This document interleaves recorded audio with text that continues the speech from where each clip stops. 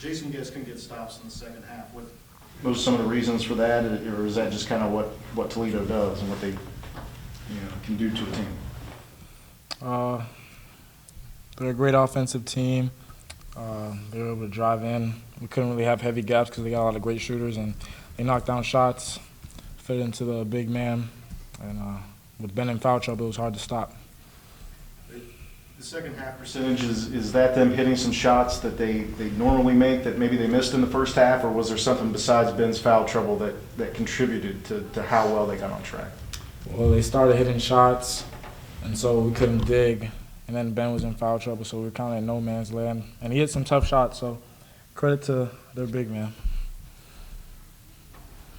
How tough is it to defend a guy like Marion Jackson who's capable of shooting any spot on the floor? He's a quick guard. He can shoot it. He's a really good player, and he proved it tonight.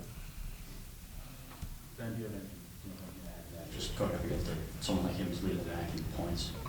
I mean, he's one of the best players in the MAC. I mean, you come in and try to stop him, and tonight we just didn't do that. You've had a couple injuries this year, Ben. Tonight was as natural as you've looked in a while. Do you feel closer to being your old self? Has it been a struggle? How would you describe where you're at right now and being acclimated and feeling like a part of things?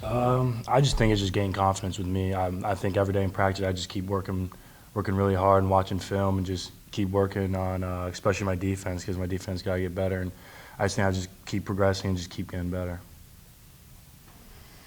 You guys have been in a handful of games so far this conference season where it's been a couple possession losses. Are you guys starting to feel just a little bit of frustration, maybe some growing pains as you're working through the early goings of the MAC schedule? A lot of guys, it's their first time in the MAC, and we're learning. So it's better we get these close losses out now than later. But our team chemistry is still good. Spirits are good. We're just going to keep learning.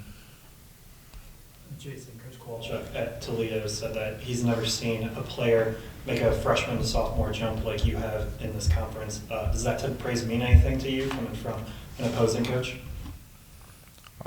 Yeah, that means a lot. Yeah, that means a lot. But it'd be better if we could get some wins with it too. For both guys, what do you contribute the slow offensive starts to? Saturday at Eastern wasn't great, and tonight I think you were one of your first 11 from the field. Anything in particular stand out the last two games?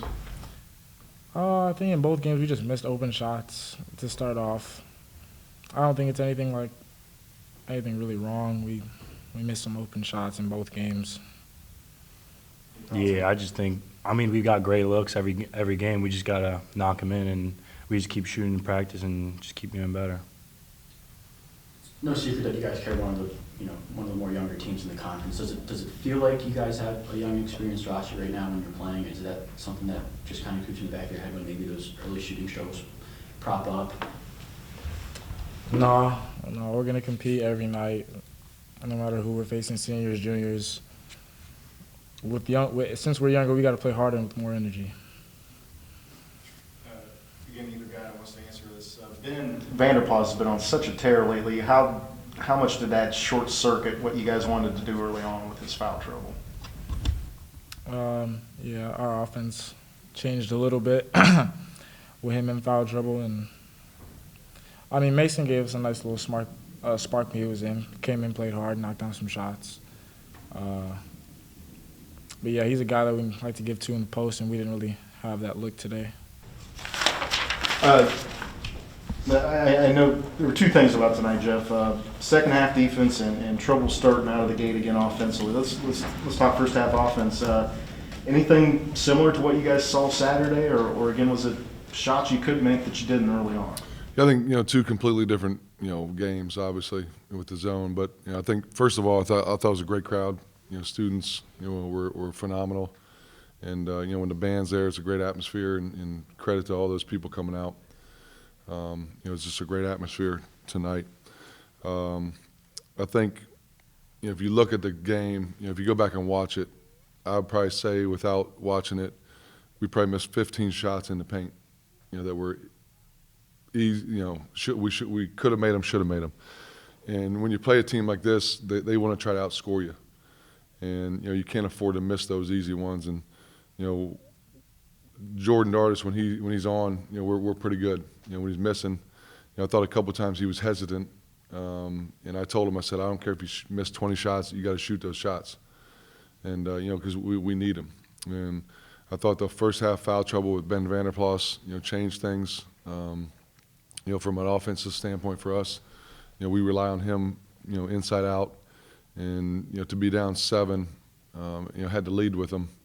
I think he was 0 for 1 in the first half. We ended up getting the lead, and we didn't finish the half the way we needed to. In the second half, they shoot 64.3% from the field. Again, knowing they're a good offensive club, but in what ways did they get you, or what did you guys not do to the level you needed to bring that down a little bit? I thought there were 3 big shots that they made. Saunders hit 2 of them, and we were a step and a half off of them. And he's shooting 70% from 3 in the MAC. You got to force them to floor the basketball, and we didn't do that on those 2. And he's gonna make them. He's proven he can make them.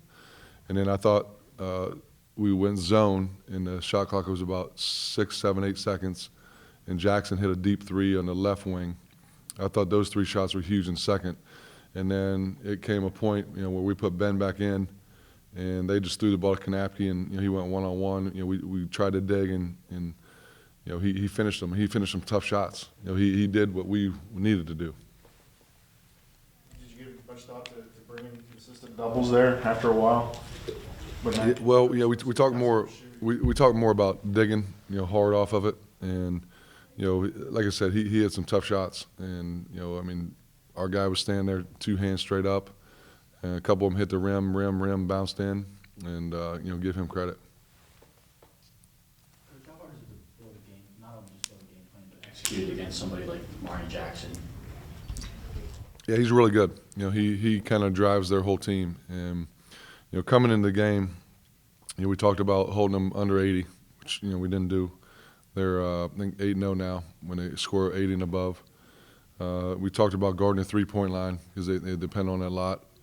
And like I said, I thought those 3 threes that they hit in that stretch there were really big, just from a momentum standpoint. And like I told our guys after the game, we're close, but how many games are we going to say that? And we could, a few possessions here or there, you're not 2 and 4, you're 5 and 1, and it's a matter of being consistent. But I don't think the firepower when Ben Vanderplas pretty much sits the whole first half. We miss. Sylvester goes 1 for 7.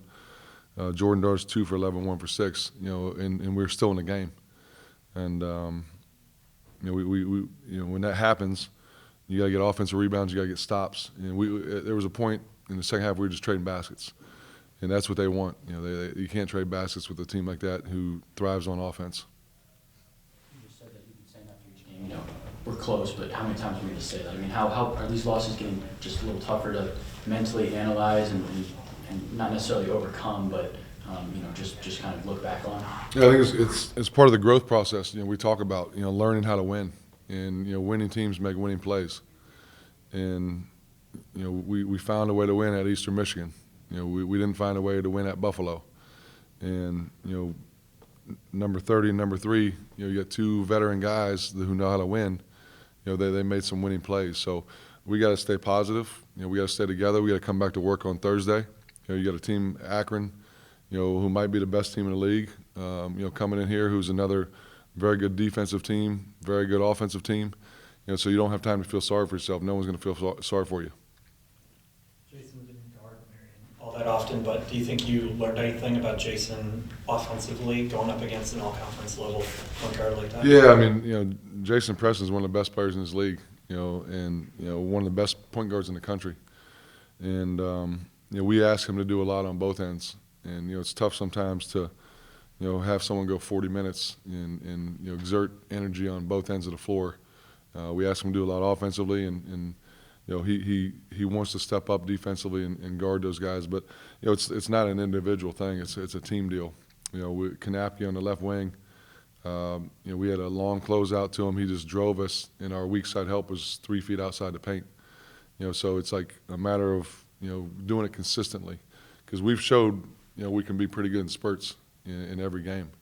Now it's just a matter of being consistent, because it's an unforgiving league. You got a lot of seniors and juniors on a lot of these teams who've won games, and it's part of the process. Did Ben Roderick show you anything tonight that you haven't seen? Like he hasn't been terribly effective the last few times out tonight. He looked more natural, more in the flow. Did he turn a corner, so to speak, tonight? Yeah, I think our bench did. The last couple of games, our bench really didn't give us anything. And Mason, I thought, gave us great energy. Miles, I thought, gave us some good energy. Obviously, Ben Roderick hit some shots, which we needed. And he's got the ability to do that. And I think just the more he plays and gets minutes and conditioning, he'll be able to do that. That's kind of who he is. And I thought our bench was really good today. Are you walking the balance where you're trying to win games, but at the same time you're trying to give those guys more minutes? And how do you calculate that formula? Like, how many minutes can I afford to give to my bench when I'm still trying to win this game tonight? Yeah, you're trying to win every game. I think it's a feel. Some games, matchup-wise, might be difficult to play certain guys and play your bench. The tempo of the game, might dictate how much you play the bench. But it's like everybody wants to play, and when you come in, you got to positively impact the game. You got to play with great energy, and I thought those guys did that tonight, and we need that continue to develop that, and because when those guys are playing, it's going to be a lot easier on everyone else.